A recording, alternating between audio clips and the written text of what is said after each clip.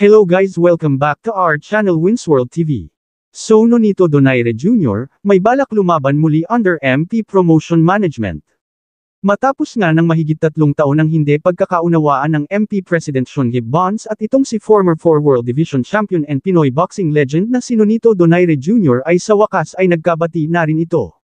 Kung inyo pong natatandaan na nagsimula ang away ng dalawang ito, noong panahon na hawak ng MP Promotion itong si former 3 World Division Champion Cuadro Alas Angas ng Pinas John Riel Casimero, dahil kasado na noon ang unification fight sa pagitan ni Nonito Donaire Jr. laban kay John Riel Casimero.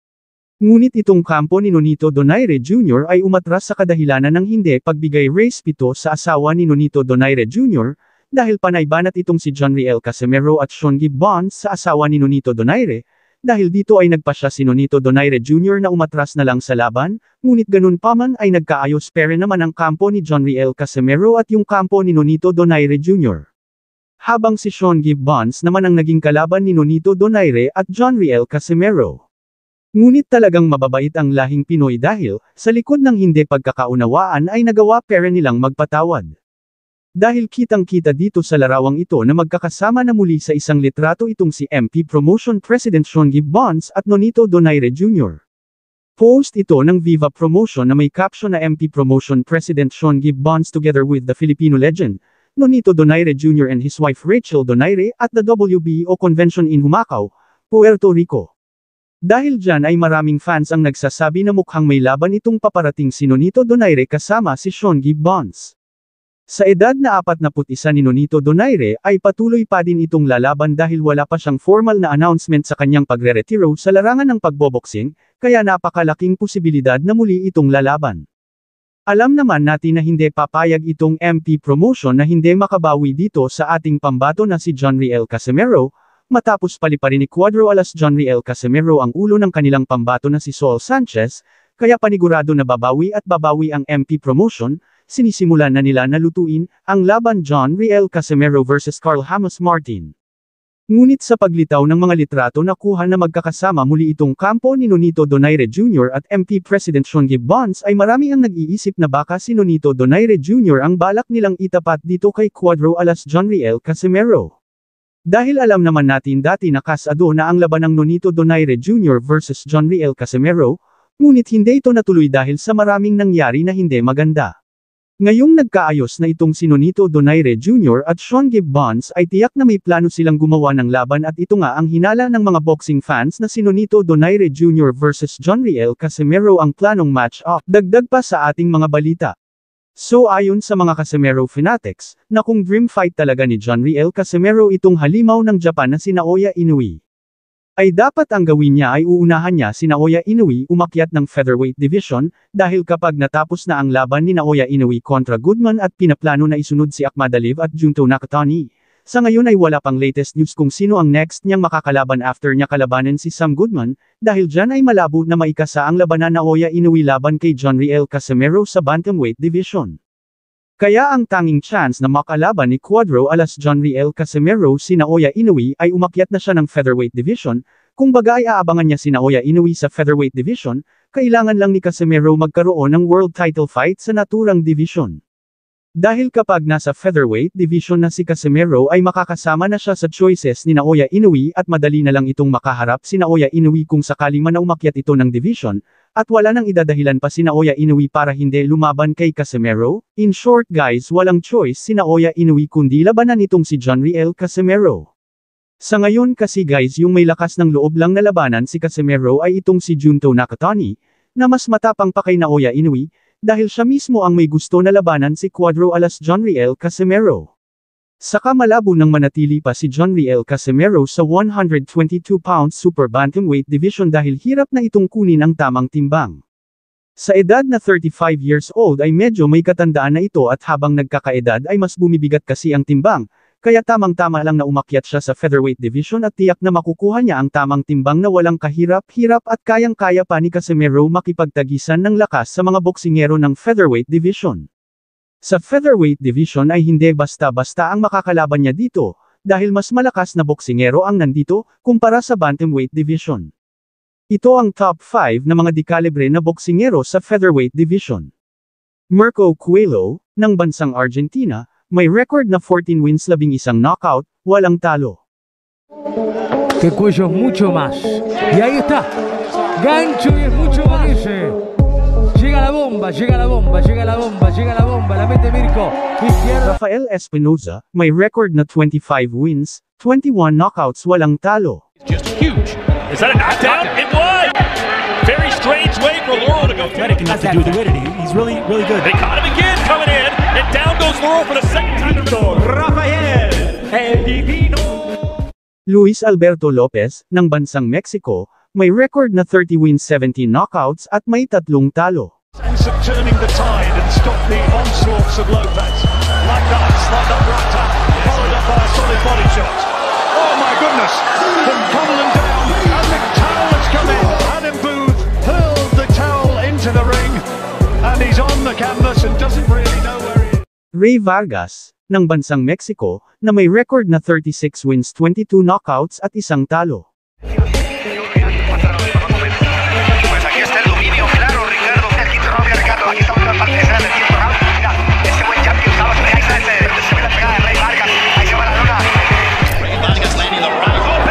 Nearly throwing 80 plus punches more. Oh, my Zion. Oh, down goes Vargas. A knockdown is being called. At ang top 1 ay si Leigh Wood, na may record na 28 wins 17 knockouts at 3 talo. How many fights? You'll be the man who answers at this level. I wanted the mind as much as with the body. Oh, trouble here. Kakayanin kaya ng lakas ni John Riel Casimero ang mga dekalibreng boksingero sa featherweight division. Dagdag pa sa ating mga balita. Pagkatapos nga tibagin ni former 3 World Division Champion Cuadro Alas Angas ng Pinas John Riel Casimero, sa round 1 si former World Challenger Saul Sanchez. Ay nagbitaw nga ito ng pahayag patungkol kay current undefeated and 4 World Division Champion Naoya Inoue. Ayon kay Casimero na kapag si Naoya Inoue na ang kanyang magiging kalaban ay kukunin niyang sparring mate ay si undefeated superstar, and current WBA lightweight world champion, Gervonta Tank Davis. Bilang paghahanda sa Benin Sagang Halimaw ng Japan na si Naoya Inoue. Ngunit ganun pa man ay marami ang nagkomento na hindi kaya kunin ni John Riel Casimero si Tank Davis. Dahil mismo ang bilyonaryo ng Saudi Arabia ay hindi ito napapayag na lumaban sa kanyang bansa sa kabila ng malaking offer na pera sa kanya. E paano pa kaya kung gawin lang sparring partner ni Cuadro Alas John Riel Casimero? Dahil panigurado hindi yun papayag na maging sparring partner lang ni Cuadro Alas. Ngunit hindi rin natin alam dahil hindi rin naman basta-basta ang mga koneksyon ng ating pambato na si Cuadro Alas John Riel Casimero.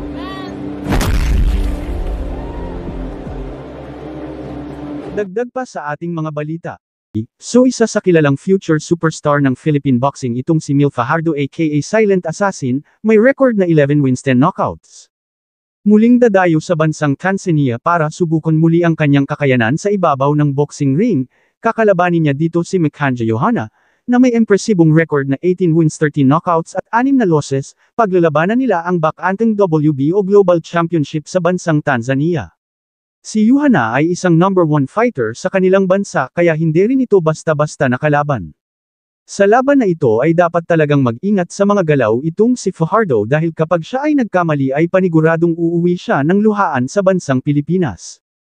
Kung inyo pong naalala ang laban ni Mil Fajardo kontra sa boksingero ng top-ranked promotion na bata ni Bob Arum na si Agustin Marogoto. Si Agustin ay kilala bilang isa sa pinakamalakas na boksingero na pambato ni Bob Arum sa mundo ng boxing, may record na 17 wins walang talo at 13 knockouts. Pagmamay-ari ni Goto ang titulo ng WBO Light Flyweight Champion, ABF Youth Flyweight Champion, WBO International Light Flyweight Champion at South American Flyweight Champion. Top 3 sa pinakamagaling na boksingero sa flyweight division sa buong mundo, top number 4 sa IBF ranking at top 7 sa WBA rankings. Halatang malaki ang kumpiyansa ng mga fans ni Goto dahil sa pagtawag pa lang ng pangalan ni Fajardo ay nagsisisgawan na ito ng buo. Halina't panoorin natin ang laban kung saan ginulantang ni Mil Fajardo ang promoter na si Bob Arum sa kanyang dala-dalang lakas sa pakikipaglaban sa ibabaw ng boxing ring. Round 1 pa lang ay talagang gustong-gusto na agad tapusin ng ating kababayan na si Mil Fajardo ang kanyang kalaban, dahil round 1 pa lang ay nakatama na agad ng solidong suntok si Fajardo dahilan ng pagka-knockout ni Agustin Goto, ngunit muli itong tumayo at muli itong lumaban, nagpakawala ng mga solidong suntok si Fajardo hanggang sa ma-save by the bell itong si Agustin Goto.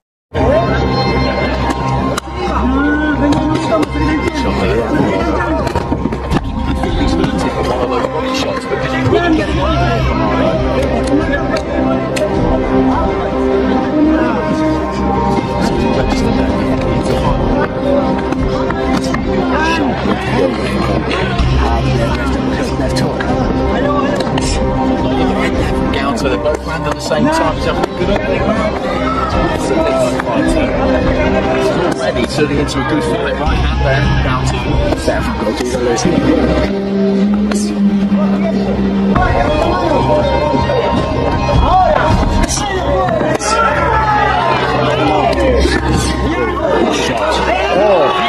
left hand there from Fajardo, and that is. Sa round 2 ay dito na binamba ng atake ni Mil Fajardo ang kanyang kalaban, hanggang sa bumagsak ito, ngunit sadyang matibay itong si Goto sa pagpapatuloy ng laban ay makikita na talagang bagbog sarado na kay Mil Fajardo itong si Goto, hanggang itinigil na ang laban, panalo Mil Fajardo at nakuha niya ang tagumpay sa pamamagitan ng napaka-impresibong knockout. Brilliant, good upper body movement from it. He shifts another on the left hand. And again, there he touches. Down with the glove, it was a knockdown. The referee didn't give it a second. A ton of bravery and heart in there, but every time he gets hit clean, he's going to go down. And he's going to get hit clean because it's wide open at times. What's the referee doing? Well, the referee's giving him extra time there. He missed the knockdown. There was a touchdown with the glove which he missed. And then he was just looking for that left hook. Every single time he could throw it, he was throwing it. Dipping low at the waist there, touches down with the glove, and every single time he could throw it, he was throwing it. Dipping low at the waist there, touches down with the glove again, and the referee doesn't see it. That's another knockdown. There's been a lot of It's tremendous action, it really is. It is, it's superb. 1 minute 40. How did he get round 2? Shots. Another big left hand, and he's taking those two